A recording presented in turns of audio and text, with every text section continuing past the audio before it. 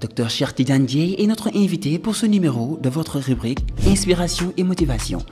C'est toujours avec un immense plaisir que nous vous retrouvons. Dr Cheikh Tidiane Dièye est un expert dans le domaine du commerce et des négociations internationales.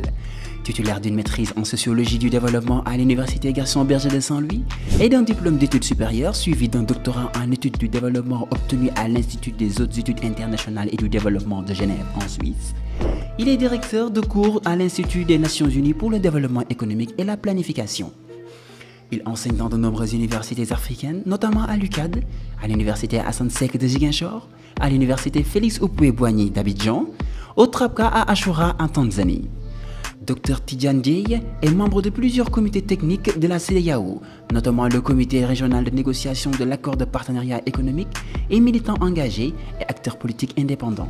Il a été membre du conseil d'administration du Forum civil pendant 10 ans, vice-président et co-rapporteur de la commission Valeurs éthiques et questions sociales des Assises nationales de 2008 à 2009, co-coordonnateur du secrétariat du M23 de 2011 à 2012 et membre fondateur de la plateforme politique Avenir Sénégal bi ñu bëgg, dont il est le coordonnateur national depuis 2018.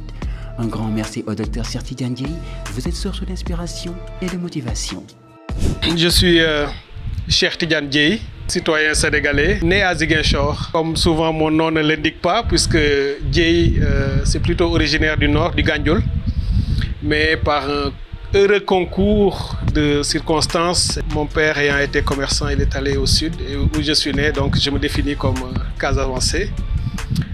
Sociologue de formation, dans une première phase de formation. Ensuite, spécialiste des études du développement.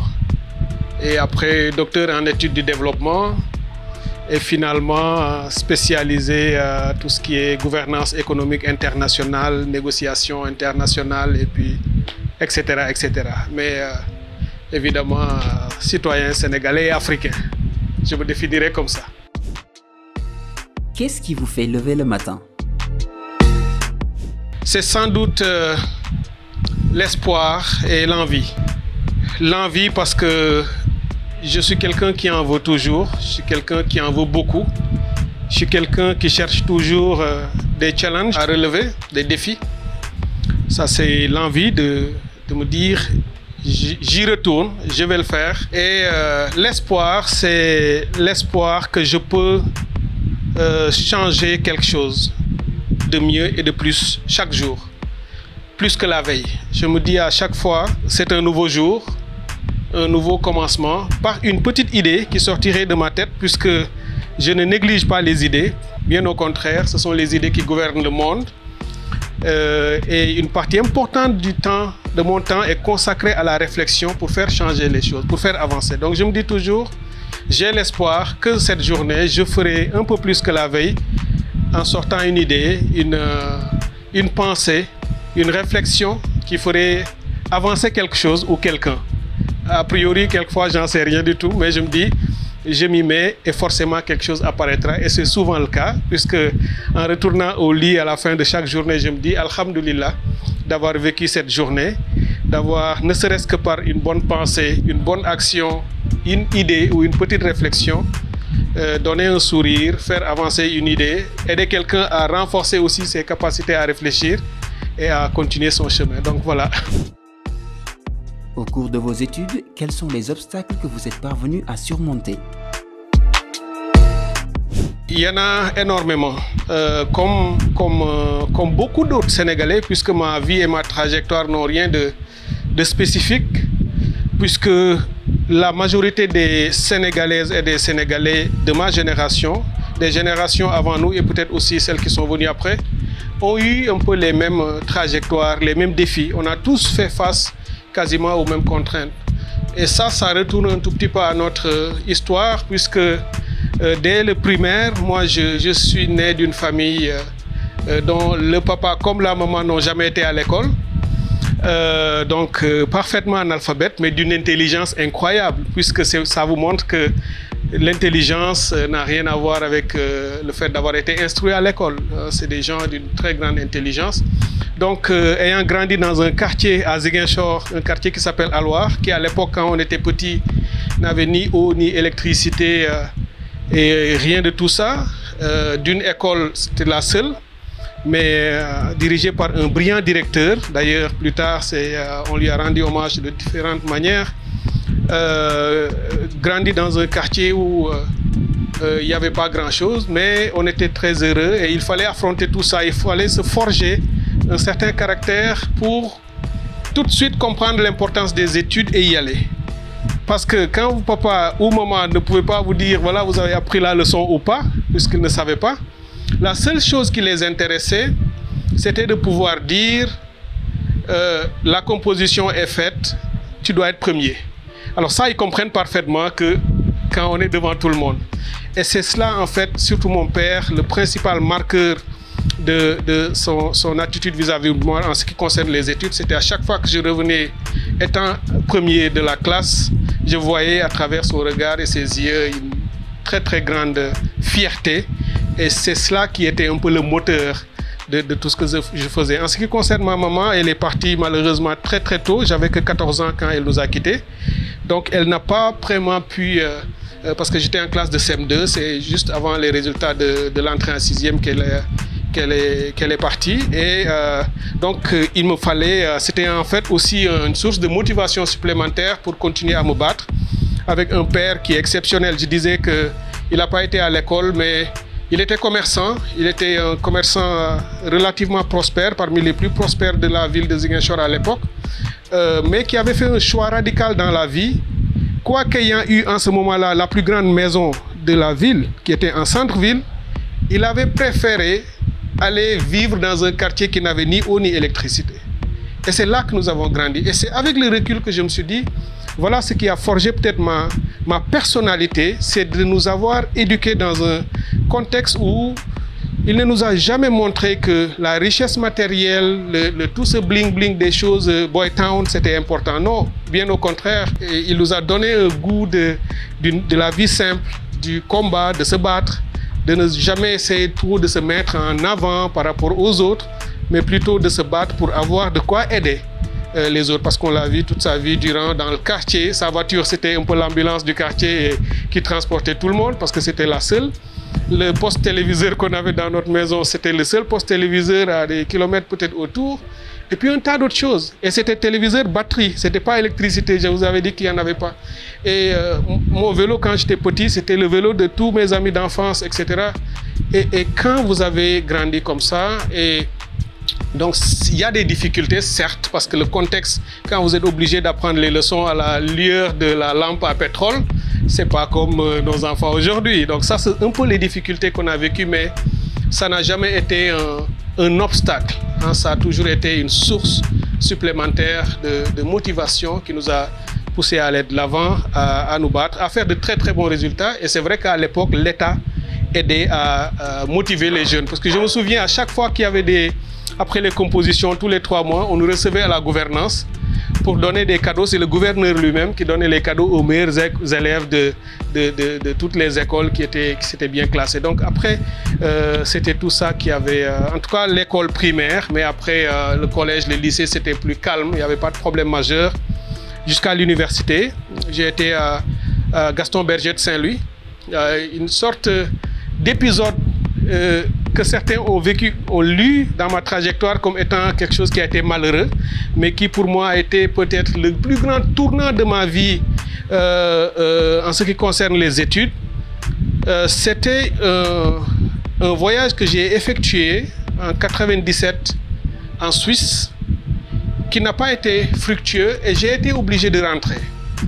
Pourquoi? Parce que, et ça j'aime bien le raconter, surtout pour les jeunes. J'ai obtenu une bourse ayant été un bon étudiant. J'ai obtenu une bourse en 97 pour aller en Suisse, faire mes études à l'Institut universitaire d'études du développement. Tout ce qu'il fallait faire à mon niveau a été fait. Il y avait un malentendu entre l'Université Gaston Berger et l'Université de Genève sur l'interprétation de ce qu'il me fallait pour m'inscrire, puisque chez eux, ils appellent la maîtrise que nous avons chez nous, et ils l'appellent licence. C'est-à-dire 4 ans chez eux, ça vous donne la licence, alors que nous, c'est 4 ans, c'est la maîtrise. Donc du coup, dans les correspondances, comme eux, ils écrivaient licence, qu'il fallait avoir la licence, mais la licence, je l'avais déjà eue dans ma 3e année, et alors que j'étais en 4e. en mémoire, sauf que je n'avais pas encore rédigé mon mémoire de maîtrise, mais mes profs m'ont dit, écoute, tu as déjà ta licence, c'est ce qu'ils demandent. Il faut aller t'inscrire à Genève, faire tes études ta première année. À la fin de l'année, tu peux revenir pour soutenir ton mémoire de maîtrise à Saint-Louis. Alors c'est comme ça que ça s'est passé. Jusqu'au dernier moment, j'ai eu le visa, on m'a confirmé la bourse, mon père a acheté le billet d'avion et je suis venu à Dakar pour partir. C'est, je crois, la veille de mon départ, que dans les échanges entre les deux universités, ils se sont rendus compte qu'il y avait un malentendu, mais personne ne pouvait plus me joindre, puisqu'il n'y avait pas les téléphones portables à l'époque. Et j'ai pris l'avion, je suis parti. Quand je suis arrivé, ils m'ont bien accueilli, ils m'ont mis dans les conditions appropriées. Et le lendemain, le conseil s'est réuni, on a évalué les choses, on s'est rendu compte qu'effectivement il y avait ce gros malentendu malheureux et que l'université ne me permettrait pas de m'inscrire parce que n'ayant pas eu la maîtrise complète. Alors le choix devait être fait. Est-ce qu'il fallait rentrer? Ce qu'ils m'ont suggéré, ce que j'ai voulu aussi. Certains autres de ma famille ou des amis m'ont dit non, il n'est pas question d'aller jusqu'en Suisse et de rentrer. Il faut, quitte à aller faire l'émigré en Italie ou ailleurs, vous ne pouvez pas parce que c'est comme une sorte de honte dans la vie de quelqu'un de partir et de retourner une semaine après. Mais et là aussi, je convoque un peu mon père parce que à un moment donné, je leur ai dit, j'aimerais échanger avec lui avant de prendre ma décision. Alors, quand je l'ai appelé, je lui ai expliqué ce qui s'est passé, qu'il y a eu ce malentendu, je ne pouvais pas m'inscrire et on me propose de retourner finir ma maîtrise, avoir ma maîtrise complète et revenir l'année suivante et qu'il me garantissait la bourse. Donc le seul problème c'était est-ce qu'un Sénégalais pouvait arriver là-bas et revenir chez lui avec bien sûr le regard des autres. Mon père qui était très croyant, il m'a dit c'est ton destin, rentre, finis ce que tu as à finir. C'est à moi, je t'achèterai le billet sans aucun problème, avec grand plaisir. Ne reste surtout pas à choisir des choses qui ne correspondent pas à ce que tu veux faire de ta vie.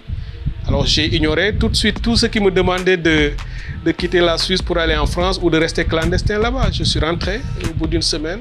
Je suis revenu m'inscrire à Saint-Louis. Et j'avoue que j'ai passé la meilleure année de ma vie puisque je n'avais qu'un mémoire de maîtrise à rédiger. Et j'ai fait le meilleur mémoire que... je sais pas, de tous les temps là-bas, je ne peux pas le dire, mais en tout cas de l'avis de mes profs, là où les étudiants à l'époque écrivaient 80-70 pages, j'étais à plus de 200 pages comme une thèse de doctorat.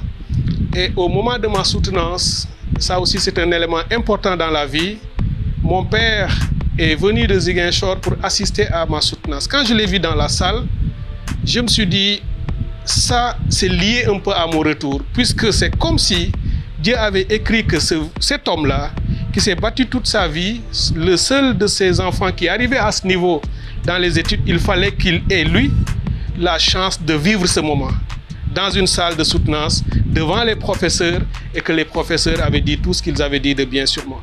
Alors je me suis dit, c'est finalement même pas pour moi que j'avais pris cette décision, mais j'étais obligé, quasiment par Dieu, de faire ce choix-là pour que mon père ait pu vivre ça. Donc ça a été pour beaucoup un problème. Mais pour moi, je l'ai vécu avec une très grande sérénité. Et après ma soutenance, tout s'est passé vraiment comme lettre à la poste. Je suis reparti. Et pour quelqu'un dont le premier voyage avait été difficile, finalement, toute ma vie est devenue une vie de voyage.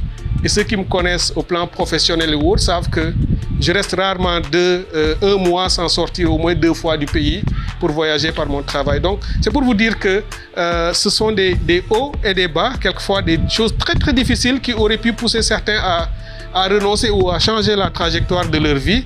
Mais moi, au contraire, cela m'avait beaucoup soutenu, mais avec aussi l'aide d'un père qui a été un homme exceptionnel toute sa vie durant et qui m'a beaucoup donné la force aujourd'hui qui me permet d'avancer et d'évoluer dans la vie. Quelles sont les principales difficultés rencontrées durant votre parcours professionnel et comment les avez-vous surmontées? Durant votre parcours professionnel et comment les avez-vous surmontées? Oui, parcours professionnel, je ne pense pas avoir vécu, à part des difficultés classiques, normales, parce que chaque profession, chaque espace de vie, chaque activité a ses défis inhérents. Je ne crois pas avoir vécu de défis particuliers, puisque je suis relativement chanceux de ce point de vue-là et je dois rendre grâce à Dieu parce que comme je vous l'ai dit, mon premier voyage sur la Suisse pour mes études a été difficile, mais lorsque je suis reparti et que je me suis inscrit, j'ai fait de très bonnes études. Lorsque j'ai fini mon diplôme d'études supérieures, je me suis inscrit en doctorat et c'est à ce moment-là, quand je me suis inscrit en doctorat en me disant comment je vais faire pour aller faire mon étude de terrain au Sénégal et autres, qu'un jour, on m'appelle, une organisation, un centre international pour le commerce et le développement durable, qui est une ONG internationale qui est basée en Suisse, un centre de référence sur les questions de commerce international, qui cherchait un Sénégalais ou un Africain pour, comme par hasard, venir au Sénégal pour s'occuper d'un programme ici, qu'ils avaient avec une ONG locale ici, chercher quelqu'un et c'est tombé sur moi par l'entreprise d'un garçon sénégalais aussi, que j'avais accueilli, que j'avais aidé un tout petit peu, mais qui a tout de suite pensé à moi lorsqu'il a eu cette information. Vous voyez donc que dans la vie, le bien qu'on fait aujourd'hui, c'est comme si cela vous revient d'une autre manière demain. Vous ne faites pas de calcul quand vous aidez quelqu'un, mais cette autre personne, peut-être demain, pense à vous lorsqu'il a une information capitale et c'est arrivé comme ça. J'ai été recruté par cette organisation où j'ai travaillé en Suisse pendant un moment avant de rentrer. Donc je suis rentré avec mes valises, le lendemain je suis allé à mon travail. J'avais du boulot en rentrant et 2 semaines après, j'ai eu ma première mission en Afrique du Sud. Je suis rentré, 2-3 semaines après, j'ai eu une autre mission dans la sous-région et c'est parti comme ça. Et ma chance, c'est que je mène une activité professionnelle parfaitement conforme à ma conviction, puisque je crois en l'intégration, je crois en l'Afrique, je crois en la production de connaissances. Et j'ai toujours su ou compris que l'Afrique était en retard parce que dans la gouvernance internationale, là où on parle de comment les règles du monde fonctionnent, souvent les Africains n'y étaient pas. Et lorsqu'ils y étaient, ils n'avaient pas toujours les capacités. Ce n'est pas parce qu'il n'y a pas de gens compétents, mais on n'amenait pas toujours ceux qui avaient les compétences. Et en allant justement en Suisse, ou même dans mes études avant, j'ai toujours prié Dieu pour qu'il me mette dans une position un jour où je serai en mesure de défendre l'Afrique, de défendre mon pays, de défendre les Africains par le peu de connaissances que j'ai. Et c'est exactement là où Dieu m'a mis dans ma trajectoire professionnelle, c'est de pouvoir être dans les instances internationales, dans les négociations internationales, dans les grandes conférences où je peux prendre la parole, je peux dire des avis, je peux contester. Je suis membre de l'équipe de négociation du Sénégal, l'équipe officielle qui négocie à l'Organisation mondiale du commerce depuis 2002. Et ça, c'est tous les gouvernements qui sont passés, tous les ministres du commerce, ça n'a jamais été interrompu. J'ai toujours été à ces niveaux. Je suis dans les négociations au niveau de la CEDEAO, au niveau de l'Union africaine, etc., etc. Donc, sur ce plan-là, je rends grâce à Dieu. Beaucoup d'ailleurs me disent, mais pourquoi toi tu es resté à Dakar, tu ne veux pas partir, tu aurais pu aller aux Nations Unies ou à la Banque mondiale ou à la BAD. Je dis, j'en ai pas besoin, j'en veux pas. J'ai exactement ce que Dieu m'a offert et qui me va. Alhamdoulilah, que demander d'autre? Que demander d'autre? Donc vraiment, je n'ai pas de grands défis qu'il faut juste, à part les défis classiques d'un travail où il faut savoir ce qu'il faut. Quelquefois, il y a des échecs, quelquefois, il y a des problèmes.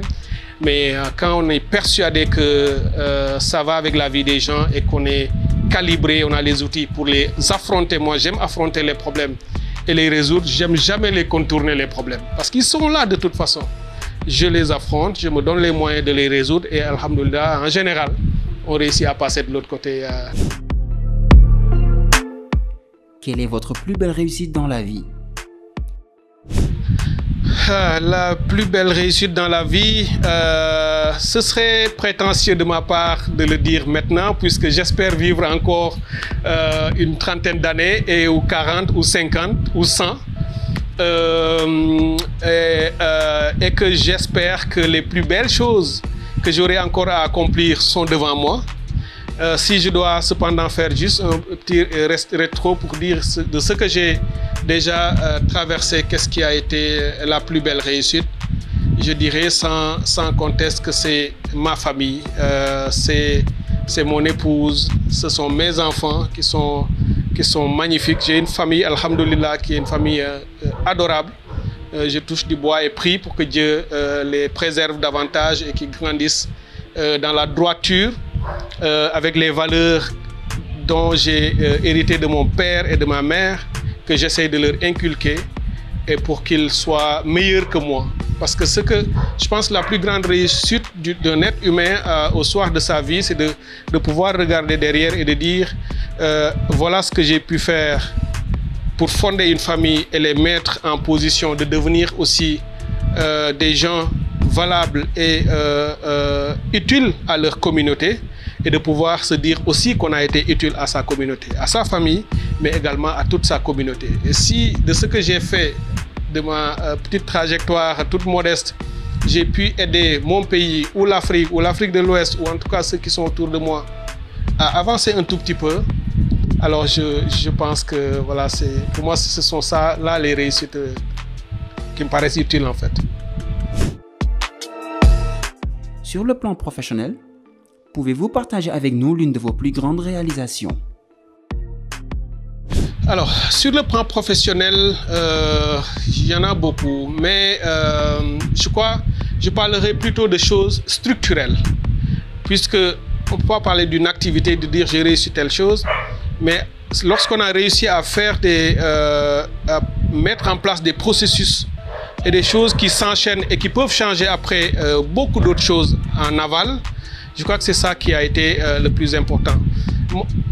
Dans mon activité professionnelle, je dirige un centre de ressources et d'expertise qui s'appelle Centre africain pour le commerce, l'intégration et le développement. Avant sa création, on sentait tous qu'il y avait un besoin de ce type de centre en Afrique de l'Ouest, pas seulement au Sénégal, parce qu'on travaille plus en Afrique de l'Ouest et en Afrique. Mais on ne l'avait pas forcément. Le fait que dès mon premier jour au Sénégal, quand je suis rentré, et que j'ai commencé mon activité professionnelle dans cette organisation non gouvernementale internationale, j'ai tout de suite su que j'avais une ambition, c'était de créer quelque chose, de fonder un centre de ressources et d'expertise qui permettrait à l'Afrique, lorsqu'elle se fait face à l'Union européenne, par exemple, dans des négociations commerciales, de ne pas négocier à rebours, c'est-à-dire finalement accepter les choses et essayer plus tard de se rendre, après s'être rendu compte que c'est mauvais, de rattraper. Ou bien accepter tout parce qu'on n'a rien à dire pour contrer les positions de l'Union européenne. Je prends l'Union européenne, mais j'aurais pu prendre n'importe quelle autre. Alors, lorsqu'on a mis en place notre centre, et même avant, dans l'activité que je mène, je donne un exemple, c'est l'accord de partenariat économique, qui est un accord commercial négocié par l'Union européenne et les pays des régions africaines, dont la CEDEAO. Je dois dire en toute modestie, vraiment toute modestie, que je fais partie de ceux, des rares, sinon pour ne pas dire le seul, qui ont infléchi complètement la trajectoire de cette négociation et d'avoir fait en sorte que l'Union européenne n'ait pas pu nous imposer cet accord. Puisque beaucoup de régions africaines ont signé l'accord. Certains pays de la CEDEAO ont signé l'accord. J'ai toujours été un combattant à la pointe. Quand je dis combattant, c'est par l'analyse, c'est par l'esprit, c'est par les idées que j'ai pu, avec ceux qui ont été avec nous, déjouer tous les petits pièges de l'Union européenne et battre en brèche l'ensemble des arguments qu'ils avaient posés pour nous imposer cet accord. À la fin de la journée, il n'y a pas d'accord de partenariat économique entre l'Union européenne et les pays de l'Afrique de l'Ouest. Il n'y en a pas. Et j'y ai contribué modestement. Si je n'avais pas fait ça, on aurait eu cet accord probablement. Je n'ai pas été le seul, mais il y en avait d'autres. Et cet accord est un accord désastreux. C'est pourquoi, quelques années après ce que j'ai fait, j'ai vu des jeunes sénégalais et africains créer des mouvements non aux APE, non aux accords, non aux ceci ou cela. J'étais très fier. Je me suis dit, pendant que je me battais dans les équipes de négociation, puisque moi j'étais membre des équipes négociateurs, et c'est dedans que à chaque fois que l'Union européenne posait un argument, que j'arrivais par les analyses, après je mobilisais des experts africains, je faisais travailler beaucoup de gens, on réunissait les idées et les positions et propositions, et c'est l'Union européenne qui reculait. Et c'est la première fois dans l'histoire de nos pays et de l'Union européenne que l'Union européenne est arrivée avec un accord qu'ils voulaient ils disent toujours proposer, mais on sait que c'est toujours imposé. Et c'est la première fois qu'ils n'ont pas réussi à faire valoir cela. Et ça, c'est une grande fierté. Je dois l'avouer que je suis toujours fier quand je regarde ça, parce que ça aurait pu être autrement. Et sur beaucoup d'autres domaines, là, je suis la question de de la monnaie de la CEDEAO depuis longtemps. Je me bats.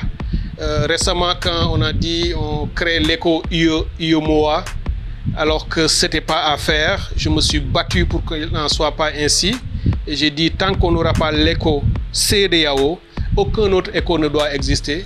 Et on a fait tout ce qu'il fallait faire, pas toujours de manière publique, mais quelquefois en jouant sur une diplomatie non gouvernementale avec nos réseaux au Nigeria pour que le Nigeria refuse, ou dans d'autres pays.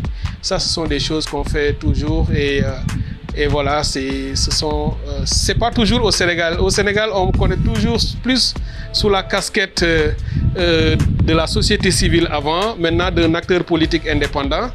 Mais en Afrique de l'Ouest et en Afrique, c'est là vraiment que je me déploie le plus au plan professionnel. Quel est votre plus grand regret dans la vie? On dit souvent que quand on a des regrets, c'est qu'on dañu yab yalla quoi. Mais évidemment, il y en a toujours parce que à chaque fois qu'on regarde derrière soi, il y a quelque chose qui manque et on se dit si ça avait été autrement,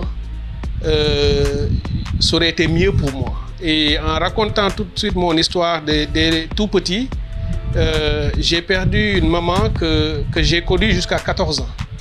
Donc pas vraiment beaucoup. Mais à 14 ans, on a quand même un esprit de discernement, on comprend les choses. Et par sa posture et les valeurs dont elle n'arrêtait pas de parler, et même lorsqu'elle me battait, elle le faisait pour une très bonne raison. Et elle disait toujours pourquoi elle l'a fait. Et ça apparaissait toujours ces termes de jombo, de jom. Et c'est ce que la plupart des mamans font d'ailleurs à leurs enfants. On est au Sénégal. Mais ça, ce sont des choses qui me sont restées. Après, je me dis avec le recul, et ça vraiment c'est un regret, je dois l'avouer. Mais Dieu a choisi, puisque si elle était restée en vie, peut-être que Dieu aurait fait autre chose de moi. Et Dieu ne se trompe jamais, mais j'avoue que ça aurait été un bonheur, autre bonheur par rapport à, en plus de tout ce que j'ai vécu comme bonheur, de l'avoir eu à mes côtés quand je suis devenu grand, quand je suis devenu capable de dire ok, je fais quelque chose pour ma mère. Parce que quand je vois des gens le faire, je me dis bon, ils ont beaucoup de chance. Ils ont beaucoup de chance. Et j'arrête pas de le dire d'ailleurs à tous mes amis. Tant qu'ils sont encore en vie, vos parents, n'arrêtez jamais de faire. Puisque nous qui n'avons pas pu le faire pour nos mamans, par exemple, on sait ce que ça vaut. Et même mon père, comme je vous l'ai dit, il a été présent, il a fait énormément de choses. Mais avant mon retour des études, il était parti. Vous voyez, alors ça, ce sont des choses, finalement, je me dis, ils ont investi, surtout sur les valeurs et sur l'éthique. J'aurais aimé qu'ils soient là pour voir que la fleur a donné quelque chose. Hein, ce qu'ils ont semé, la graine, a germé et qu'ils continuent de prier. Mais bon, Dieu ne se trompe jamais. C'est ce qui aurait dû se passer. Ça s'est passé, donc il n'y a pas de regret aussi à avoir de ce point de vue-là, à part rendre grâce à Dieu. Y a-t-il une personne qui vous sert de modèle, de référence dans la vie et pourquoi? Oui, je crois que je l'ai déjà cité. Il me sera difficile de trouver quelqu'un d'autre que mon père. C'est très facile quand on le dit comme ça, parce que c'est probablement ce que chacun aurait dit. Mais je le dis pour parler de valeurs, justement, puisque c'est ce que nous voulons léguer aux enfants. Ces valeurs-là. Je vous l'ai dit, c'est quelqu'un qui n'a jamais été à l'école.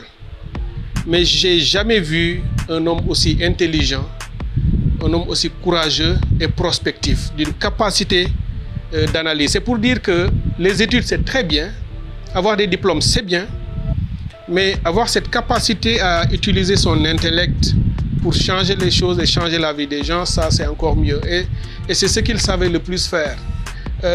C'est un homme qui, quand il nous racontait, je crois qu'à la fin des années 70, il avait fait un voyage qu'il a amené en France, en Allemagne, en Pologne, en Corée, en Thaïlande, Moscou, Bombay.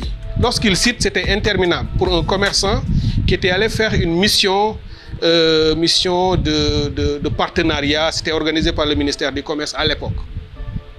Alors je lui disais, mais tu ne parles pas français, tu ne parles pas anglais, tu ne parles que Wolof. Comment tu as fait en Corée pour séjourner en Corée? Comment tu as fait à Moscou? Comment tu as fait? Alors, on ne se l'explique pas, nous. C'est des gens qui ont été capables de faire ça.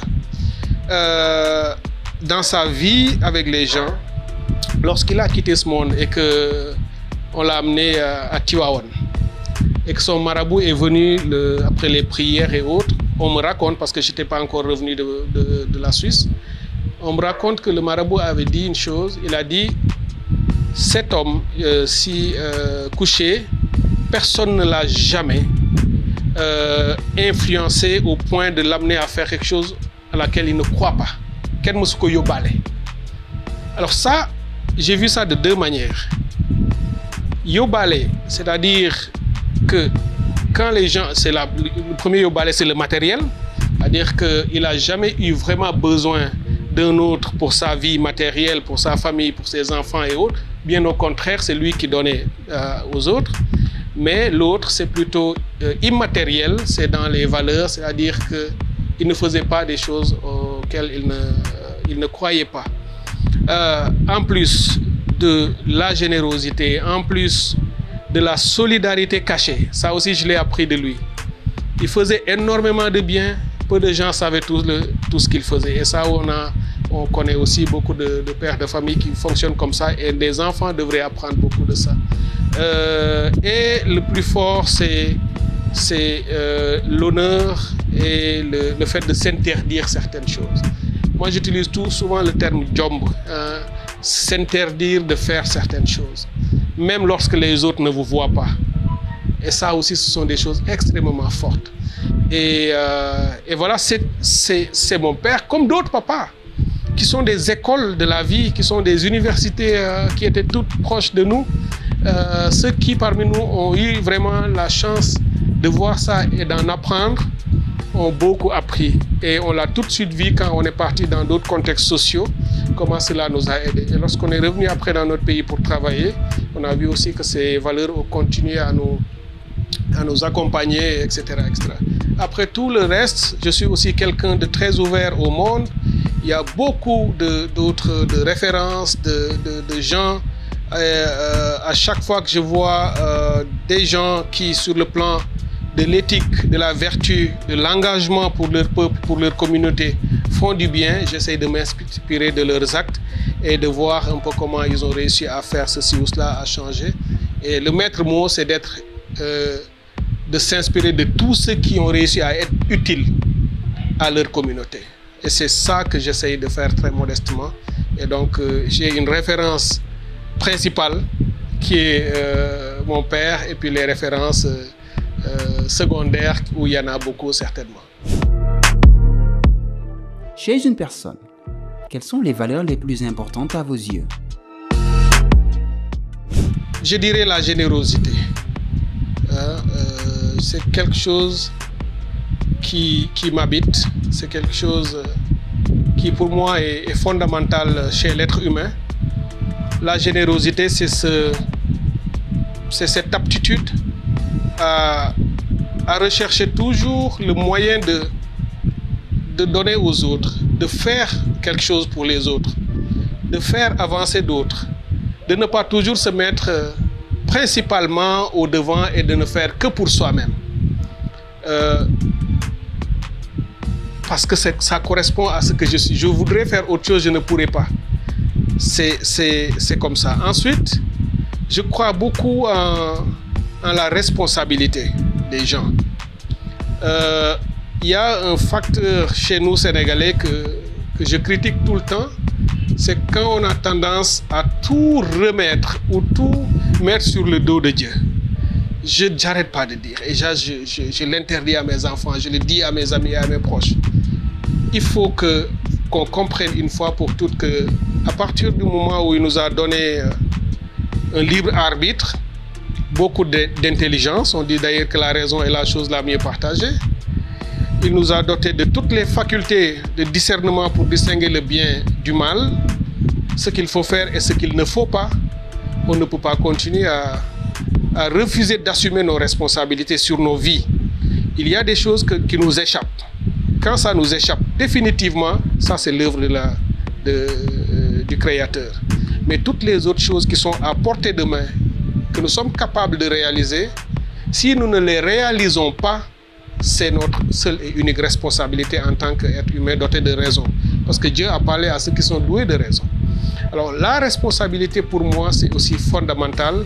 C'est que aussi, vous allez dans toutes les déclinaisons de la responsabilité, y compris dans la gestion des affaires, dans la gestion de la famille, de la cité, des groupes auxquels nous appartenons. Lorsqu'on vous met dans une position de responsabilité, si vous n'assumez pas votre responsabilité, vous faites reculer beaucoup de gens, vous affaissez les choses qui auraient dû réussir et vous créez les conditions d'une sorte d'échec collectif.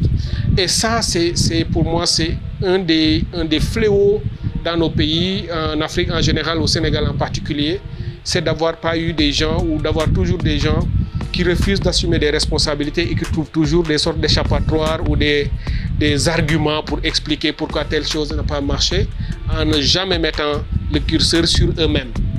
Et je veux que les gens, ils assument ça. Ils savent que quand c'est bon, c'est eux. Quand c'est mauvais, il faut aussi qu'ils assument que c'est eux, puisqu'on ne peut pas seulement tirer la couverture de son côté. Et après, quand c'est mauvais, on dit que tchat-le, ou la mine-le, ou j'ai pas de chance, ou non. Tout ça, il faut... après, c'est aussi la sincérité. Hein, on peut en parler on peut citer beaucoup d'autres choses, mais générosité, responsabilité et sincérité. Sincérité dans ses relations, sincérité dans ce qu'on fait, être entier. Je crois que ça aussi, ce sont des choses qui me paraissent essentielles. Et toutes les choses dont je parle, ce sont des choses qui facilitent la vie en groupe, en fait. Ça nous permet de vivre ensemble parce qu'on se connaît mieux, on s'entraide, on se respecte, etc. Donc ça, c'est des éléments de la vie en communauté. Comment réagissez-vous face aux critiques? Il y a deux sortes de critiques. Et je réagis bien sûr différemment selon ce qui m'est destiné.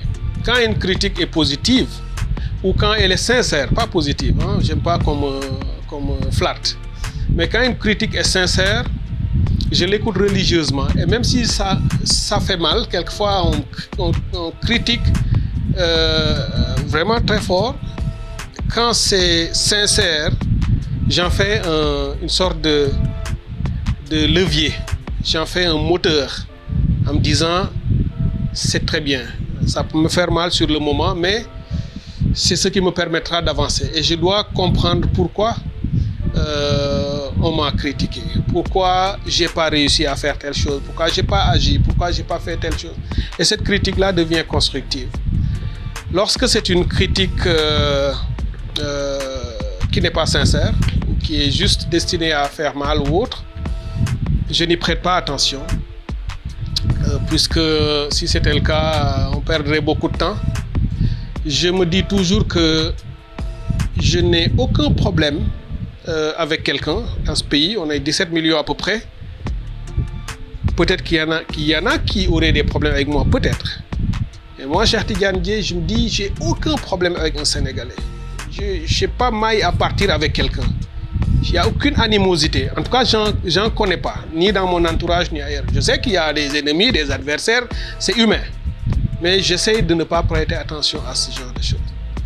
Après, si quoi que ce soit est fait contre moi à mon insu, ou des médisances, ou calomnies, ou critiques, ou tout ce qui ressemble à ça, ça ne m'a pas empêché jusqu'ici d'avancer. Et je commence à prendre de l'âge. Je me dis que ça ne peut pas m'empêcher d'arriver là où je devrais arriver. Puisque j'ai déjà fait une longue trajectoire sans que ça ait eu un effet important sur ma vie, je préfère continuer comme je suis, en prêtant très peu attention à ce genre de choses et en me concentrant sur ce qui me peut faire avancer moi-même et toutes les causes pour lesquelles je me mobilise. Et je préfère donner la main à ceux qui sont animés du même esprit et qui veulent avec moi construire et avancer, hein, plutôt que d'autres. même si je peux écouter, puisque je peux écouter tout le monde. Mais après, je passe à autre chose.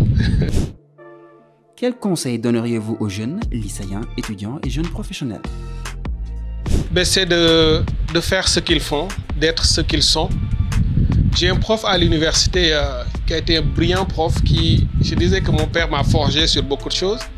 Et à l'université, en particulier à Saint-Louis, le prof qui m'a formé, notamment dans la capacité à réfléchir, à élaborer, il est d'origine béninoise, naturalisé sénégalais, qui s'appelle Isiaka Prosper Laleye, un brillant professeur, philosophe, sociologue et autres. Il disait, fais ce que tu fais et ne te préoccupe que de ce que tu fais. Donne-toi aussi les moyens de faire bien ce que tu fais pour réussir ce que tu fais.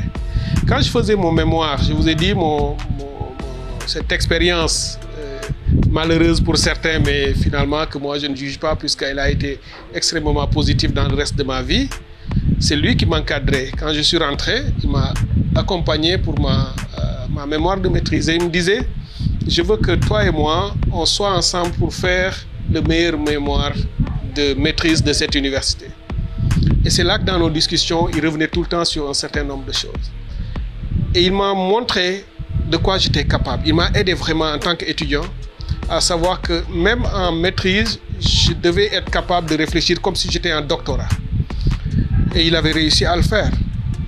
Et le fait de devenir ou être en situation ou en position de me dire rien ne m'est impossible aujourd'hui, c'est un condensé de faits, d'expériences de vie, de conseils que j'ai reçus et autres, qui aujourd'hui m'ont aidé à me dire rien ne m'est impossible. De tout ce qui est accessible à un être humain, je suis aussi capable de le faire. Et c'est pourquoi je dis aux jeunes, si vous vous dites, vous êtes aussi capable de réaliser tous vos rêves, tous, évidemment, je parle des rêves accessibles à un être humain, vous êtes capable de le faire, faites ce que vous faites dans ce cas, c'est-à-dire commencer, ne pas rêver et continuer à dormir, se lever et commencer à agir, continuer à agir, continuer à faire ce qu'on fait, croire en ce qu'on fait et en soi-même, et comprendre qu'on est le seul on ne compte que sur soi-même avant que d'autres ne viennent aider ou orienter ou secourir ou autre. Et qu'il arrive un moment où la principale décision qui va changer votre vie ne viendra pas forcément de quelqu'un d'autre. Ça viendra de vous-même. Beaucoup d'autres vous aideront. Et moi, c'est beaucoup d'autres qui m'ont aidé. Je vous ai raconté mon histoire. Quand il fallait décider, j'ai appelé mon père qui m'a dit. Il a renforcé quelque chose qui était déjà en moi. J'avais déjà une sorte de bribe ou une attitude que j'avais envie de prendre. Il m'a consolidé en me disant c'est le bon chemin. Il m'a renforcé. Mais les jeunes aussi doivent avoir cette attitude de croire en eux et d'aller au fond d'eux-mêmes pour chercher les ressources parce que tout le monde en a. Chaque jeune, surtout sénégalais, les valeurs dont j'ai parlé ici en me disant ma mère me disait fais ça, mon père fait ailleurs autre chose. Il n'y a pas une seule famille sénégalaise, en tout cas rare, j'allais dire la majorité des familles, les papas comme les mamans ont les mêmes principes ou les mêmes valeurs ou vertus qu'ils inculquent à leurs enfants. Donc on a cette chance-là. Ce qui fait que tous les Sénégalais jeunes ont au moins cette faculté ou ces ressorts ou ces ressources en eux dans lesquelles ils peuvent aller puiser ce qui peut faire changer leur vie. Et il ne faut pas qu'ils soient timides. Je dis souvent aux jeunes, soyez pas timides. Ayez confiance en vous. Dites-vous que si vous êtes mécanicien, vous devez être le meilleur des mécaniciens de ce pays. Si vous êtes maçon, vous devez être le meilleur. Si vous êtes caméraman ou journaliste ou instituteur ou autre, dites-vous la même chose et créez les conditions pour qu'il en soit ainsi. Puisque vous ne pouvez pas vouloir être le meilleur mécanicien du pays, mais se lever tous les jours, faire les mêmes actes, ne pas renforcer ses compétences, ne pas étudier plus, puisque vous avez peut-être une petite somme de connaissances à un moment donné, Mais pour vous bonifier, il faut les élargir en allant voir d'autres, en coopérant, en regardant par ici, en s'inspirant d'autres choses qui ont réussi et en étudiant, en apprenant, etc. Donc ça aussi, c'est dire aux jeunes, si vous voulez aller loin, après avoir eu vos rêves, après avoir cru en vous-même, travailler à mobiliser toutes vos énergies et vos ressources pour réussir et réussir en comptant sur vous, les autres viendront peut-être. Et je dis peut-être parce qu'il n'est pas sûr que les autres viennent vous aider. Mais comptez d'abord sur vous et avancez et que les autres, quand ils viendront, ils vous trouveront sur votre chemin et ne renoncez jamais. C'est-à-dire que quelles que soient les difficultés que vous rencontrez sur le chemin, ces difficultés ne peuvent être que, à mon avis, des écueils passagers, etc., qui arrivent dans la vie de chacun. Et vous ne devez jamais renoncer pour ça. Donc, voilà, jeunes Sénégalais, je dis, on n'est pas meilleur des jeunes au monde, hein, mais on a quelque chose de fondamental. Puisque le Sénégal a ceci de particulier que partout où vous allez, et moi, Dieu fait que j'ai beaucoup voyagé. J'ai été dans 68 ou 69 pays. Peut-être que j'ai encore quelques-uns que je n'ai pas mis dans le monde. Ces 15 ou 20 dernières années. J'ai fait beaucoup de pays. Et quand je vais quelque part, je ne suis pas quelqu'un qui s'enferme dans un hôtel. C'est quelquefois pour des recherches, quelquefois pour des conférences. Mais je vais avec les gens, je regarde, je discute. Mais je ne crois pas avoir vu un pays qui a plus de potentiel que le nôtre. Dans tous les domaines. Ce n'est pas pour nous vanter. Le Sénégal est un pays qui a un potentiel remarquable dans sa sociologie, on va dire, ses valeurs spirituelles. Parce que beaucoup ont de grandes capacités matérielles, beaucoup de richesses. Ils n'ont peut-être pas forcément le substrat spirituel que nous avons. Nous avons un substrat spirituel, sociologique, moral, un condensé de choses, avec beaucoup de personnalités, Dieu aussi nous a beaucoup aidés dans l'intelligence, tout le monde en a, mais on a de grandes compétences, parce que peut-être par notre trajectoire de l'État et autres, on a bien formé les gens après les indépendances, et ça fait que le Sénégal est particulier. Partout où vous en parlez, il y a toujours un Sénégalais quelque part, qui peut être classé parmi les plus connus, dans tous les domaines. Alors un pays comme ça ne devrait pas s'interdire quoi que ce soit. Il doit voir grand, il doit se voir comme le pays qui pourrait être le miracle et qui aurait dû l'être depuis longtemps.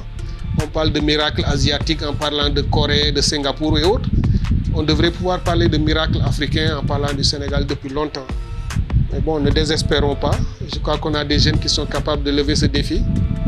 Et je suis persuadé qu'ils vont le faire dans les années à venir.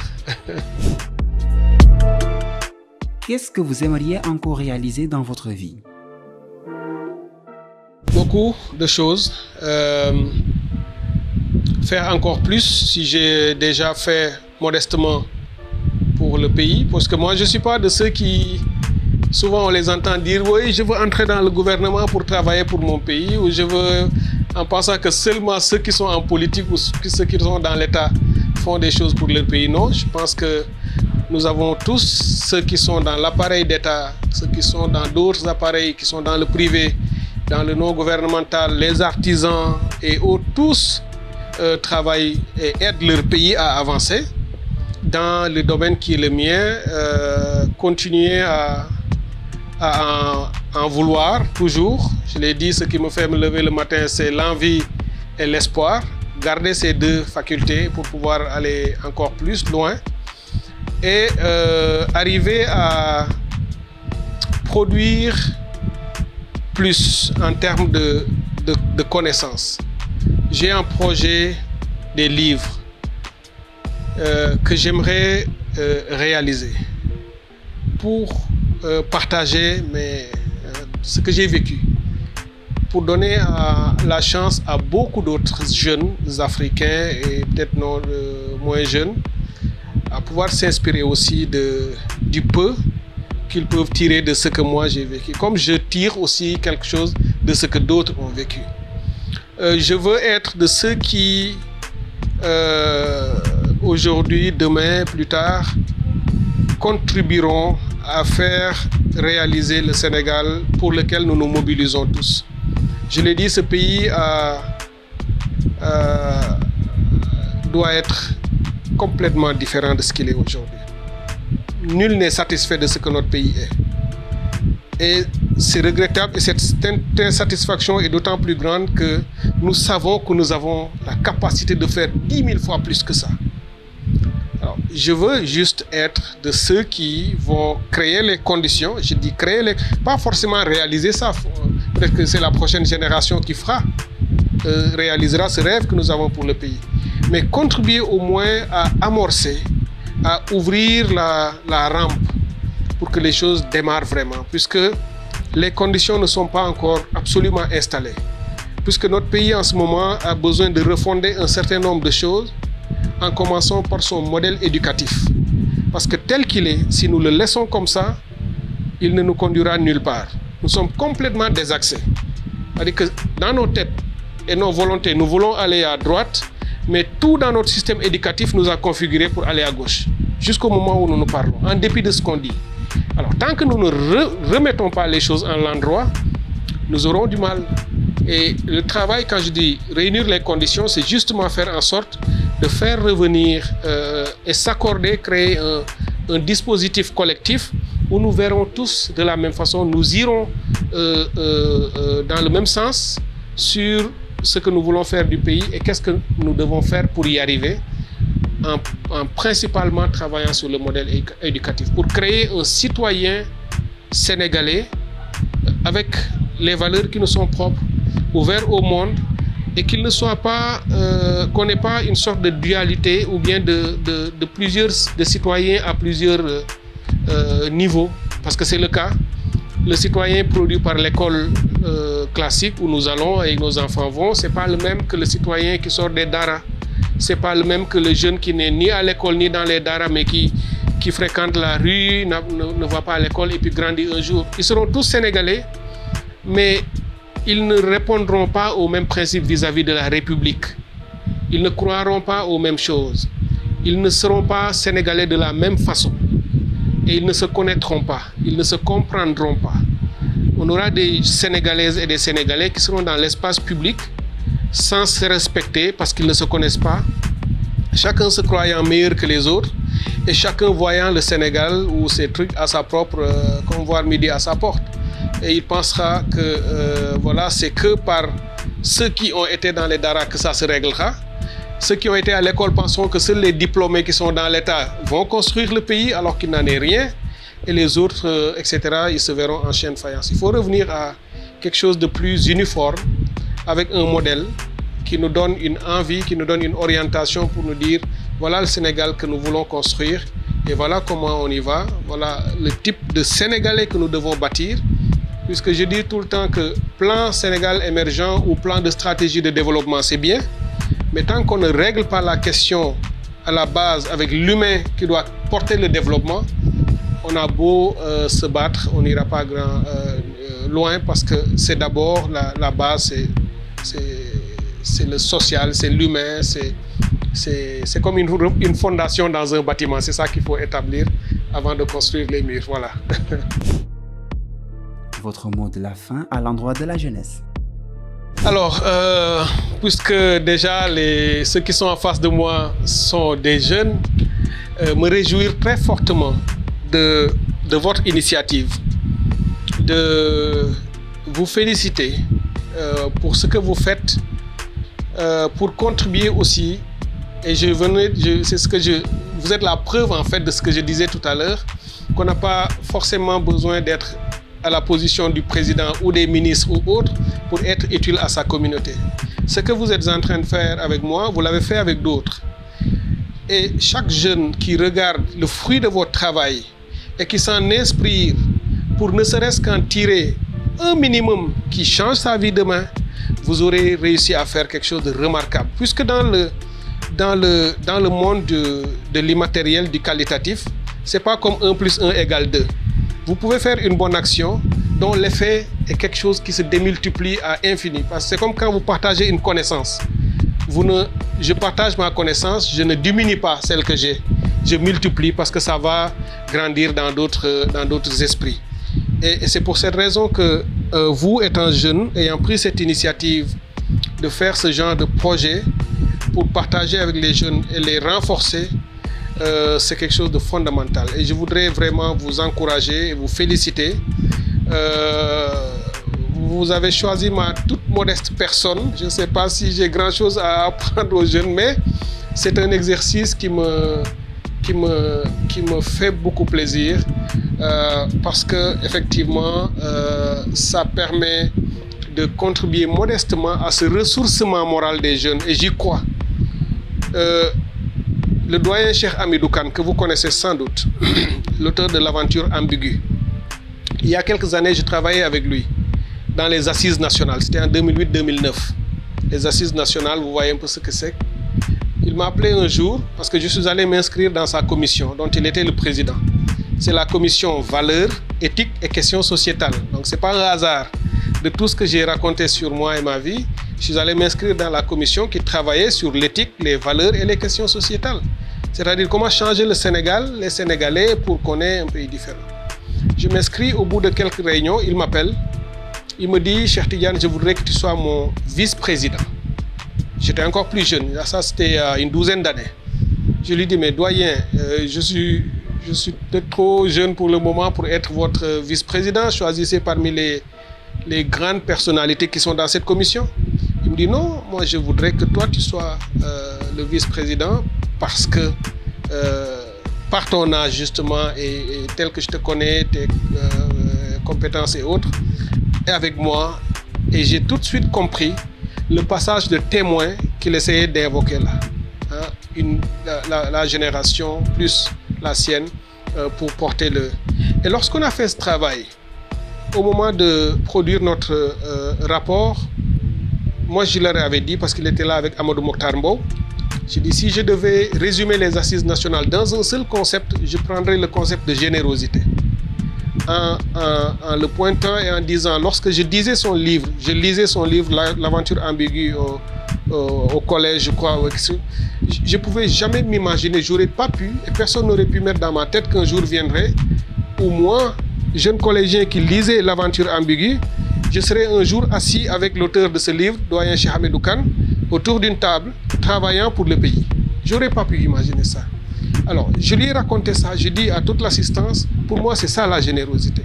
Parce qu'il a fait tellement dans sa vie qu'il aurait pu aujourd'hui rester chez lui avec ses petits-enfants pour jouir de ses droits à la retraite. Il a laissé tout ça pour revenir dans l'espace public et être avec nous beaucoup plus jeunes et travailler à faire avancer notre pays. Je lui ai dit, c'est sans doute, c'est certainement pas pour lui qu'il le fait. Il le fait pour nous et pour ceux qui viendront après nous. Alors c'est aussi ça que je vois dans ce que vous êtes en train de faire. Et c'est le principal message que je voudrais laisser dire à la jeunesse, c'est de faire toujours, comme je l'ai dit, de se battre pour réaliser leur vie, mais de savoir que réaliser sa vie seule, de manière égoïste, n'a aucun sens. Et tout ce qui donne sens à la réussite de quelqu'un, c'est que sa propre réussite puisse tirer aussi la réussite des autres. Et qu'on se voit comme un être collectif et que chaque jeune aidant un autre jeune. Par l'esprit, par une petite connaissance, par une idée généreuse qu'on peut donner à un autre pour l'aider à améliorer la sienne. Alors c'est vraiment le message que je voulais donner à la jeunesse, s'engager, ne jamais rester les bras croisés, se battre pour eux-mêmes, mais se battre pour leur pays. C'est bien de s'indigner, on l'a toujours fait.